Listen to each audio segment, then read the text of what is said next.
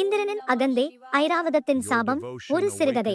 முன்னொரு காலத்தில் மிகவும் கோபம் உடையவராக பெயர் பெற்ற துருவாச முனிவர் மிகுந்த பக்தியுடன் சிவனை வழிபட்டு வந்தார். ஒரு நாள் அவர் வழிபாடு செய்யும் போது சிவபெருமானின் திருமுடியிலிருந்து நறுமணம் மிக்க பொன்னிற தாமரை மலர் ஒன்று விழுந்தது. அதை தெய்வ அருளாக எண்ணி முனிவர் அதை மிகவும் மரியாதையுடன் எடுத்துக்கொண்டு தேவர்களின் உலகத்திற்கு பயணம் செய்தார். அங்கு தேவர்களின் அரசனான இந்திரன் அனைவராலும் போற்றப்பட்டு அலங்கரிக்கப்பட்ட ஐராவதம் மீது அமர்ந்து மிகுந்த ஆடம்பரத்துடன் உலா வந்து கொண்டிருந்தான்.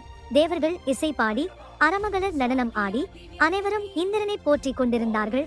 அதை பார்த்த துருவாச முனிவர் இந்திரனை வணங்கி தன் கையில் இருந்த அந்த தெய்வீக தாமரை மலரை பெரிய மரியாதையுடன் அவருக்கு கொடுத்தார். ஆனால் அந்த மலரின் மகிமையை புரிந்து கொள்ளாத இந்திரன் அதை அக்கறையில்லாமல் ஒரு கையால் வாங்கி தன் யானையான ஐராவதத்தின் தலையில் வைத்தான். ஐராவதம் அந்த மலரின் பெருமையை அறியாமல் அதை கீழே தள்ளி காலால் மிதித்தது. இதைக் கண்ட துருவாச முனிவர் மிகுந்த கோபமடைந்தார். தெய்வ அருளை பெற்ற இந்த மலரை நீ அவமதித்து விட்டாய் என்று கண்டித்தார். பின் சாபமிட்டார். இந்திரனே, உன் அகந்தை காரணமாக நீயும் உன் யானையும் பூமியில் துன்பம் அனுபவிக்க வேண்டும். அந்த சாபத்தின் பலனால் ஐராவதம் தனது தெய்வீக வடிவத்தை இழந்து பூமியில் ஒரு காட்டானையாக பிறந்தது. அது காடுகளில் அலைந்து பல துன்பங்களை அனுபவித்தது. ஒரு நாள் அது ஒரு அழகான தாமரை குளத்தில் நீராடியது. அந்த நேரத்தில் சாப காலம் முடிவுக்கு வந்தது.